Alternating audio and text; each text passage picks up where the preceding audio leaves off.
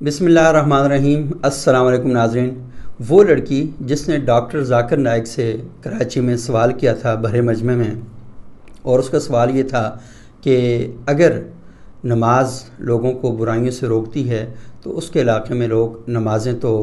कई बार पढ़ते हैं और इसके अलावा दीनी तालीमात पर भी अमल करते हैं, लेकिन साथ बुराइयां भी करते हैं। उस लड़की को बहुत ज़्यादा धमकियां मिल रही हैं। पलवा शाह शहरज़ाद, उसके इलाके के कुछ लोग हैं जो फितना परवरी पर उतर आए हैं, इंतशार पैदा कर रहे हैं और उस बच्ची को धमकियां दे रहे हैं। तो आज मैं थोड़ा सा आपको बताना चाहूँगा कि बच्ची कौन है। कल एक साहब ने जिसने मौलाना फजल रहमान साहब की डीपी में पिक्चर लगाई हुई थी और अरफानुल्लाह, गालिबन उसका नाम है अरफानुल्लाह मरबत, उसने लिखा कि पलवा शाह ने कैलाशी मज़हब जो है वो कबूल कर लिया है और वो मुर्तद हो चुकी है। अब आप अंदाज़ा लगाएं कि सीधा सीधा थ्रेट है और उस लड़की को मरवाने की कोशिश है। और फिर इसके अलावा उस पर तरह तरह के घटिया और पस्त जो इल्ज़ाम हैं वो लगाए जा रहे हैं। तो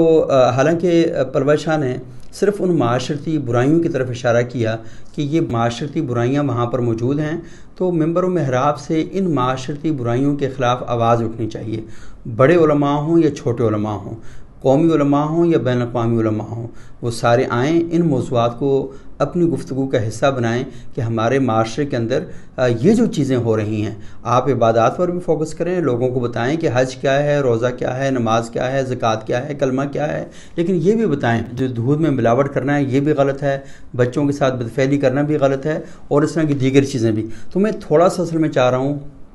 इस एक ख़ास एंगल से कि जो उसके ख़िलाफ़ मजहबी बुनियादों पर प्रोपगंडा शुरू हो चुका है और वो प्रोपगंडा करने में उसके इलाके के कुछ लोग इन्वॉल्व हैं और वो पूरे पाकिस्तान में लोगों को एक ख़ास किस्म का मैसेज देना चाहते हैं और उसको मुर्तद तक बना दिया गया, उसको यहाँ तक वो सारी चीज़ें कर दी। तो मैं पलवा शाह को असल में ज़ाती तौर पर 5 साल से जानता हूँ और उसका हमारे घर में, मेरा उनके घर में आना जाना है, उसकी वालदा हमारे घर में आती हैं, उसका भाई हमारे घर में आता है और मेरी वालदा के साथ भी उसकी एक अच्छी इंटरेक्शन है, बातचीत उनके साथ रहती है। तो मैं ये शायद व्लॉग कभी भी ना करता अगर सोशल मीडिया पर पलवा शाह के ख़िलाफ़ इस किस्म का जो चीज़ें हैं वो सामने ना आई आती। एक चीज़ मैं आपको बता दूं कि पलवा शाह किसी भी आम बंदे से ज़्यादा मजहबी तालीमात पर अमल पैरा है और उसकी एक बड़ी बात मैं आपको बताऊं कि उसका एक कज़न है जो मदरसा चला रहा है वहाँ पर। तो पलवा शाह को जो अपने हिस्से की ज़मीन मिली उसने वो अपने कज़न को दे दी कि इसको मदरसे के अंदर शामिल कर लो। पलवा शाह ने ख़ुद भी मदरसे में तालीम हासिल की है, उसने कुरान भी कुछ हिफ्ज़ किया है और फिर उसके बाद वो यहाँ इस्लामाबाद आ गई और वो बचपन में यतीम हो चुकी थी और यहाँ पर आकर उसने अपने बलबूते पर मेहनत करके नौकरी भी हासिल की और साथ साथ उसने इस्लामाबाद की यूनिवर्सिटी से मास्टर भी किया। अच्छा, इस दौरान वो जॉब भी करती रही है। एक और बात जो पलवा शाह के हवाले से मैं बताऊँ आपको कि वो हर साल रमज़ान में एतकाफ़ पर बैठती है आखिरी 10 दिन, और वो एतकाफ़ पे बैठती है और कुरान जो है वो तर्जुमे के साथ वो पढ़ती है। और ये आप स्क्रीन पर सिर्फ स्क्रीन शॉट देखें, ये उसके कुरान मजीद के शॉट्स हैं कि किस तरीके से उसने अंडरलाइन किया हुआ है हरूफ को और वो वहाँ पर तवज्जो करती है, अक्सर औक़ात शेयर कर रही होती है फेसबुक पर भी और ट्विटर पर भी, और ये कर रही होती है। तो वो जो अहकामात की आयात है ना, उनको अलग से वो पूरा वो नोट करती है। उसने अपने छोटे भाई को पढ़ाया, अपनी वालदा के साथ दर बदर की ठोकरें खाती रही और मुझे याद है कि वो बहुत ज़्यादा शेयर करती थी मुफ्ती मैंक जो गालिबन साउथ अफ्रीका के आलम हैं और डॉक्टर ज़ाकिर नाइक, तो उनको तो बहुत ही ज़्यादा पसंद करती थी। तो कभी कभार मैं कह देता था कि यार नहीं है कुछ भी, तो ये वो इस बात पर नाराज़ भी हो जाती थी। अच्छा, पलवा शाह के बारे में थोड़ी सी और बात मैं आपसे करना चाहूँगा कि जो एतराज़ है पलवा शाह का ना, वो मज़हब पर नहीं है, मजहबी अफराद पर है। अब असल में एक इशू ये बन चुका है कि मुफ्ती मुनीर रहमान साहब ने एक दफ़ा बात की कि जो लोग इस्लाम को गाली नहीं दे सकते वो मौलवी को गाली देते हैं। अब मुझे नहीं पता ये मुफ्ती साहब ने कैसे लिंक आपस में बना लिया और इतना बड़ा मुग़ालता उन्होंने सोसाइटी के अंदर बना कर दे दिया है लोगों को कि अब मौलवी के ख़िलाफ़ बात करना इस्लाम के ख़िलाफ़ बात करना हुआ। लेकिन अब अगर मुफ्ती तारिक मसूद के ख़िलाफ़ बात की जाए तो अब सारे मौलवियों ने भी की है, तो हम क्या समझ लें कि मौलवी सारे इस्लाम के ख़िलाफ़ हो गए हैं? या इसी तरह बाकी जो मौलवी हैं, आसिफ अशरफ जलाली साहब हैं, उनके ख़िलाफ़ लोगों ने फतवे दिए, तकफ़ीर तक के फतवे दे दिए, तो अब वो भी आलम हैं। तो हम ये कह सकते हैं कि जिन मौलवियों ने आसिफ अशरफ जलाली साहब के ख़िलाफ़ बात की है तो उन्होंने भी इस्लाम के ख़िलाफ़ बात की है। तो ये असल में बहुत ही सच्ची किस्म का जो आर्गूमेंट है वो सोसाइटी के अंदर फैला दिया गया है और अब लोग ये समझते हैं कि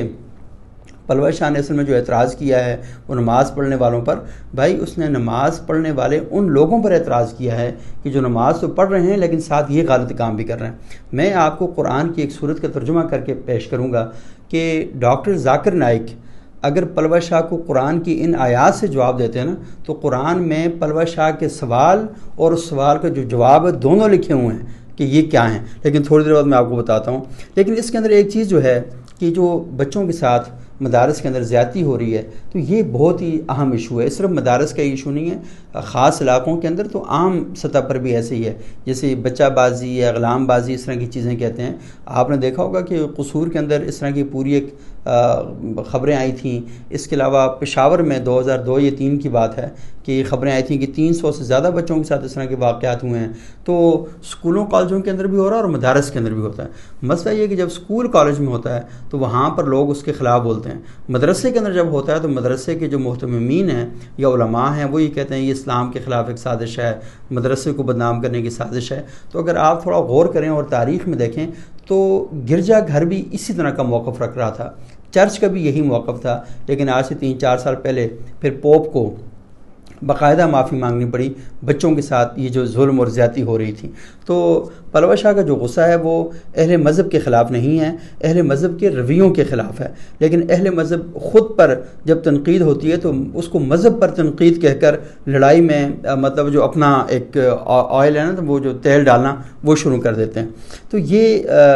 بہت ہی اہم ہے کہ مدارس کے حوالے سے اور یونیورسٹی اسکول کے حوالے سے جہاں پر بچوں کے ساتھ زیادتی ہو رہی ہے تو وہاں پر کریکٹر سرٹیفکیٹ ایک بنانا چاہیے کہ اگر کسی مدرس نے کسی ٹیچر نے بچوں کے ساتھ کہیں پر بھی یہ زیادتی کی ہوئی ہے تاکہ وہ کہیں اور یہ جاب نہ لے سکے، یہ بہت ہی امپورٹنٹ ہے۔ اور آپ آئے روز سوشل میڈیا پر دیکھ رہے ہیں کہ ابھی کچھ دن پہلے ایک ویڈیو آئی تھی کہ جس میں ایک مولوی صاحب بچی کے ساتھ اس نے زیادتی کی، مسجد کی اندر زیادتی کی، تو لوگوں نے اس کے بال کاٹ دیے، اس کی داڑھی شیو کر دی۔ اچھا، پھر ایک مولوی صاحب کا بھی واقعہ ہے، وہ 2 ہفتے پہلے کا ہے کہ عشاء کی نماز پڑھائی اور 13 سالہ بچے کے ساتھ وہاں پر بدفعلی کر دی اور وہ گرفتار ہو گیا۔ اور مسئلہ یہ ہے کہ جب اس طرح کے واقعات ہوتے ہیں تو ایک طرف سے مولوی کہتے ہیں پھانسی پہ لٹکاؤ، لیکن دوسری طرف جو بڑے بڑے مولوی ہیں وہ ان کے گھروں میں چلے جاتے ہیں اور پھر آپس میں صلح کروانے کے لیے کوششیں کرتے ہیں۔ تو قانون کے مطابق اگر ان کو سزا نہیں دی جائے گی تو پاکستان کے جو بچے ہیں وہ سوال کرتے رہیں گے، آپ سوالوں سے چھپ نہیں سکتے۔ سوال جب آپ سے ہوں گے تو سوالوں کا آپ کو جواب دینا پڑے گا، اور جواب اگر آپ نہیں دیں گے تو پھر اس کے جو پرابلم ہیں وہ اپنی جگہ پر کھڑے ہوں گے۔ اب میں نے آپ سے بات کہی تھی کہ قرآن حکیم کی سورہ ماعون ہے اور یہ 107 نمبر سورت ہے۔ اس میں اللہ تعالیٰ کیا کہتے ہیں، میں آپ کو پہلے تلاوت کرتا ہوں پھر اس کا ترجمہ سناتا ہوں۔ بسم اللہ الرحمن الرحیم۔ ارأیت الذی یکذب بالدین، کیا آپ نے اس کو دیکھا ہے جو روز جزا کو جھٹلاتا ہے؟ فذلک الذی یدع الیتیم،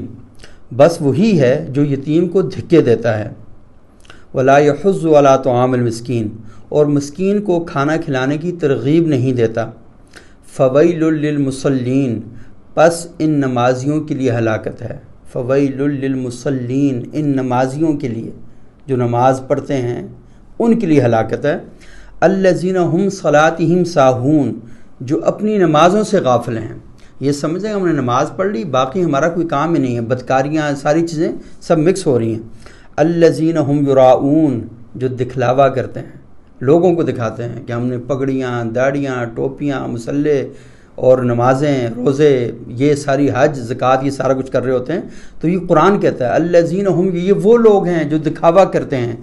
یمنعون الماعون، اور برتنے کی چیز تک روکتے ہیں۔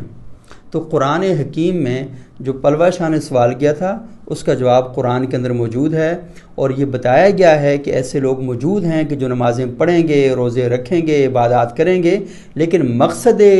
عبادت سے آشنا نہیں ہوں گے، اور ان کے ساتھ ان کی بدکاریاں بھی چل رہی ہوں گی، ان کی بدزبانیاں بھی چل رہی ہوں گی۔ اب آپ یہ دیکھ لیں نا کہ پلوہ شاہ کے خلاف جن لوگوں نے کمپین چلائی ہوئی ہے ان کی وال پہ جائیں تو ساری مذہبی پوسٹیں ہیں، لیکن ایسی غلیظ اور ایسی نیچ اور ایسی گندی گالیاں دی جا رہی ہیں کہ میں آپ کو سنا نہیں سکتا۔ اور اتفاق کی بات یہ ہے کہ کل میں نے خورشید صاحب کے ساتھ جو پروگرام کیا تو میں نے کچھ علماء کو بھی بھیجا، تو کراچی کے ایک مولوی صاحب ہیں اور بہت بڑا نام تھا، ان کے بیٹے نے ایسی غلیظ آگے سے باتیں لکھیں، شلوار اور پتہ نہیں کیا کیا، میں لفظ دہرا نہیں سکتا. تو مسئلہ یہ ہے کہ یہی تو اعتراض وہ بات کر رہی ہے کہ قرآن کہتا ہے کہ ان الصلاۃ تنہا عن الفحشاء والمنکر، نماز فحش سے اور برائیوں سے روکتی ہے. آپ نماز پڑھتے ہیں اور آپ فحش اور برائیوں سے نہیں روک پا رہے، تو اس کا مطلب کیا ہوا؟ اس کا مطلب یہ ہے کہ آپ الذین ہم یراؤون، آپ دکھلاوے کی نمازیں پڑھ رہے ہیں. آپ کے اندر جو ذوق عبادت ہے اور شوق عبادت ہے وہ روح سے خالی ہے، اور آپ کسی مجبوری کے تحت وہ جو آپ عبادت کر رہے ہیں. تو یہ جو چیزیں ہیں اس طرح معاملات حل نہیں ہوں گے. آپ کو سوالوں کے جوابات دینے پڑیں گے، اور لوگوں پر سوال کرنے والوں کو یہ کہنا کہ یہ تو مذہب سے دور ہو گیا ہے، یہ فلانی جگہ سے ہو گیا ہے، تو یہ نہیں چلے گا. اب وہ جو پلوہ شاہ کے خلاف یہ بات کہی گئی کہ وہ تو کلاش ہو گئی ہے اور مرتد ہو گئی ہے، تو مجھے اس واقعے کا بخوبی علم ہے کہ چترال وہ گئی تھیں تو یہاں پر نول میں ایک اسٹوڈنٹ ہیں، تو وہ اور ان کی بہن بھائی دونوں گئے، تو وہ اس کی بہن کے کپڑے اس نے پہنے اور اس نے تصویر بنا دی. وہ تصویر سوشل میڈیا پر بھی نہیں ہے، وہ تصویر پلوہ شاہ نے کہیں لگائی بھی نہیں ہے، وہ تصویر پتہ نہیں کیسے نکلی ہے. تو اس کا مطلب یہ ہے کہ اس کے خلاف ایک بڑی سازش ہو رہی ہے، اور وہ سازش کون کر رہا ہے؟ تو یہ تو سائبر کرائم کو چاہیے کہ ایکٹیو ہو جائے اور متحرک ہو جائے. تو وہ تصویر اس کی باہر نکال کر یہ والی بات کہی گئی ہے، یعنی بغیر تحقیق کے. آپ ادھر سے ایک طرف یہ ڈیمانڈ کر رہے ہیں کہ وہ اس نے بغیر تحقیق کے بات کی، اس نے پوری تحقیق سے بات کی ہے، کیونکہ اس کو پتہ ہے کہ وہاں پر کیا کیا ہوا، اور اس کے پاس چیزوں کے ثبوت موجود ہیں کہ کہاں پر کس کے ساتھ کیا کیا ہوا ہے، اور کوئی وہاں پر ریئیکشن نہیں آیا، کوئی وہاں پر رد عمل نہیں آیا. اور بچیوں کے ساتھ جو زیادتی ہوئی ہیں، وہ یہ نہیں ہے کہ اس نے کچھ سنی سنائی خبریں ہیں، اس نے آنکھوں دیکھی چیزیں ہیں جو اس کے پاس موجود ہیں، تو وہ ان پر بات کر رہی ہے. تو یہ جو معاملہ ہے کہ اس کے اوپر الزام تراشیاں کی جا رہی ہیں اور مذہب سے خارج کرنے کی کوششیں کی جا رہی ہیں، تو میں ذاکر نائک صاحب سے بھی درخواست کروں گا اور پاکستان کے بڑے علماء سے بھی کہ آپ اپنی محنت اور کوشش سے پاکستان کی نئی نسل کو اسلام سے دور کر رہے ہیں، اسلام کا باغی بنا رہے ہیں، رسول اللہ کے دامن رحمت اور دامن شفقت سے دور کر رہے ہیں، اور اس سب کے ذمہ دار آپ ہیں. اور اگر آپ ان چیزوں پر نہیں بات کرتے، ان چیزوں پر نہیں بولتے، تو اس کا مطلب یہ ہے کہ آپ کا جو خدا پر ایمان ہے وہ بھی کویسچنیبل ہے سورہ ماؤن کی روشنی میں.